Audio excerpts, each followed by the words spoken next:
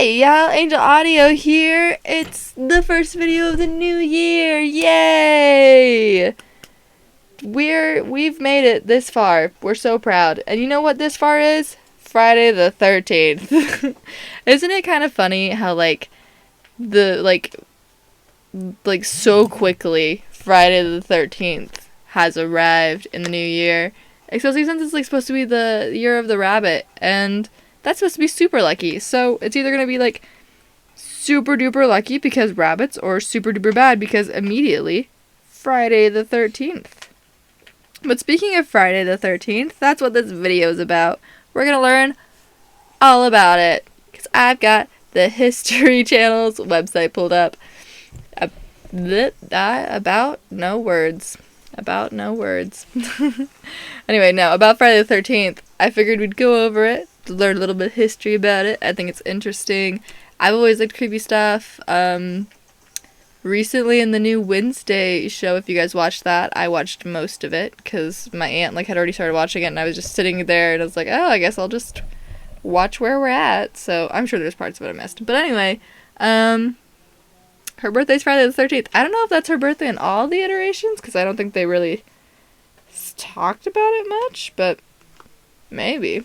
Anyway, Friday the 13th is very famous. You usually hear about it in every horror movie ever. There's also the Friday the 13th movie series, franchise. I don't think they really call themselves a series much, do they? Maybe. But it's very important to the horror society. It's something that most everybody knows about because, jinxes, and they're all worried about black cats and stuff. I think it's interesting. I like it. But that's just because I'm weird. Okay, so it was long considered a harbinger of bad luck. Friday the 13th has inspired a late 19th century secret society, an early 20th century novel, a horror film franchise, and not one but two unwieldy terms, paraskevedicrotophobia and phrygisteriskidicophobia. Gosh, why words? Why do they always make the words so big? That describe fear of this supposedly unlucky day. The fear of 13, just like walking under a ladder, crossing paths with a black cat, or breaking a mirror, many people hold fast to the belief that Friday the 13th brings bad luck. Though it's uncertain exactly when this particular tradition began, negative superstitions have swirled around the number 13 for century. Speaking of the black cat thing, I remember when I was little, for some reason, my parents told me that only black cats could give you ringworm.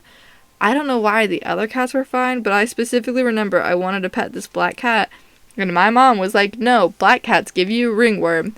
I think that was just another way of her being weird, because she also didn't let me watch Phineas and Ferb, but I was allowed to watch Adult Swim.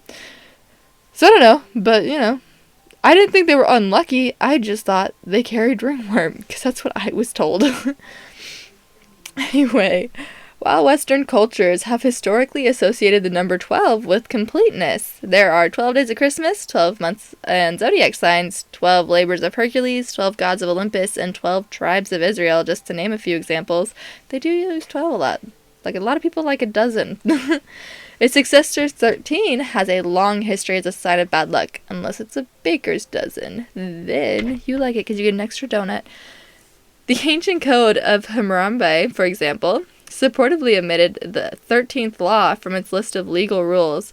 Though this was probably a clerical error, superstitious people sometimes point to this as proof of 13th's long-standing negative associations. Fear of the number 13 has even earned a psychological term, triskaidekaphobia. Yep, that's a good word that I love saying so much. I think in a few buildings, they've also excluded the 13th floor and the 13th room and some stuff. I'm that's a lot to do just because you don't like a number. But I guess, everybody has their reasons. Anyway, why is Friday the 13th unlucky? According to biblical tradition, 13 guests attended the Last Supper held on Thursday, including Jesus and his 12 apostles, one of whom, Judas, betrays him. The next day, of course, was Good Friday, the day of Jesus' crucifixion. The seating arrangements in the Last Supper is believed to have given rise to a long-standing Christian superstition that having 13 guests at a table was a bad omen, specifically that it was courting death. Understandable. I mean, if you're gonna go with that, it's pretty bad. I mean, Jesus did die. Pretty painful death after that meal. But I don't know if that was the 13 guests thing. I think that was just what God said he had to do.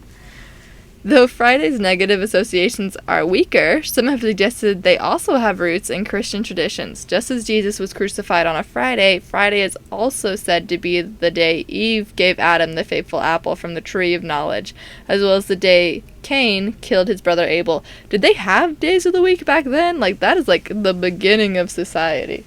I don't remember. I know it's been a while since I've like read those stories, but I feel like they didn't say, you know what?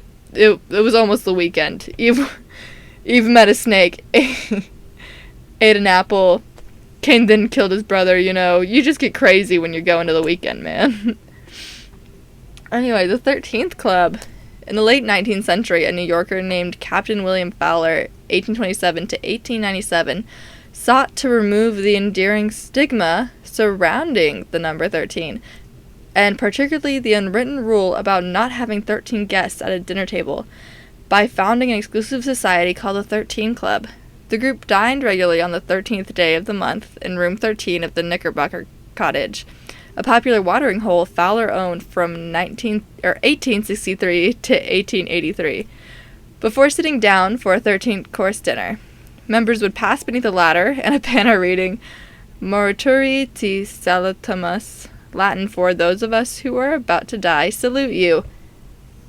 Why would you say that? If you're trying to like get rid of the stigma, you're like, you know what? Let's walk on this ladder and say we're about to die. It just feels like a lot, you know? I don't know. Anyway. Also, that's like a lot there to like just prove that 13 is a good number. They're like, you know what? Everything's 13. Your name? 13.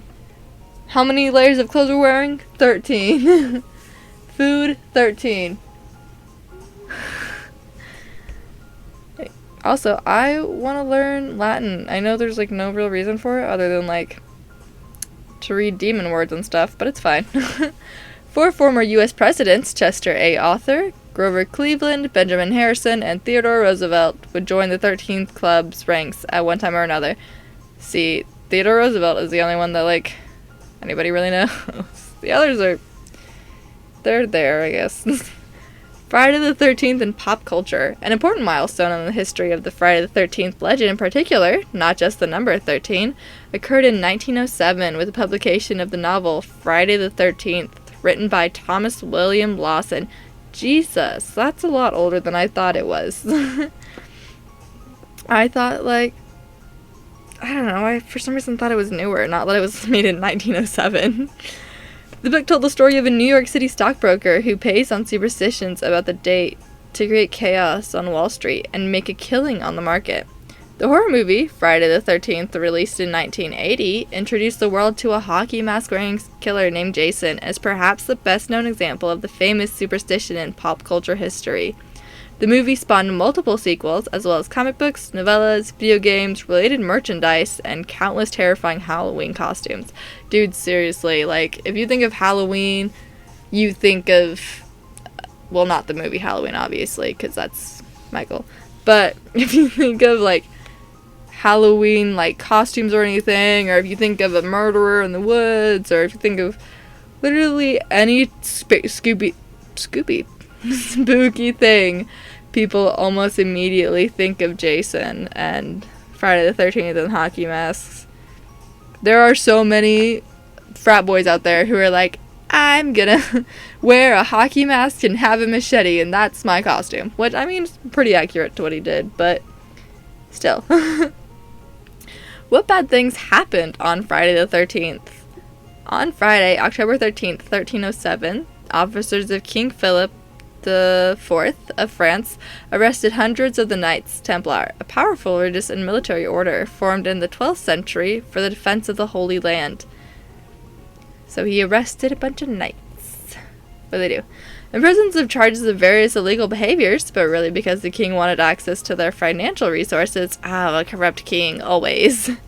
Many Templars were later executed. Some cite the link with the Templars as the origin of the Friday the 13th superstition. But like many legends involving the Templars and their history, the truth remains murky. Yeah, I mean, that was back then. It's kind of hard to, like, know what all was, like, true and what all really happened, and just keep track of facts in general, because back then, like, you can't record things as easily as now. Like, now you could, like, pull up your phone, or you could, like, have a notes app open, or, like, have a recorder ready, or a camera ready, and you just immediately have things prepared and going for you. But back then, you know, it's kind of whoever survived or whoever got around to maybe writing it, and then that person might not be completely right. It's just, things happen, you know? In more recent times, a number of tragic events have occurred on Friday the 13th, including the German bombing of Buckingham Palace, September 1940, the murder of Kitty Genovese in Queens, New York, March 1964, a cyclone that killed more than 300,000 people in Bangladesh, November 1970, the disappearance of a Chilean Air Force plane in the Andes, October 1972, the death of rapper Tupac Shakur, September 1996, and the crash of Costa Concordia cruise ship on the coast of Italy, which killed 30 people, January 2012. I like how all of the others were like, bunch of murders, bombing, blah, blah, blah, blah, blah. And then Tupac.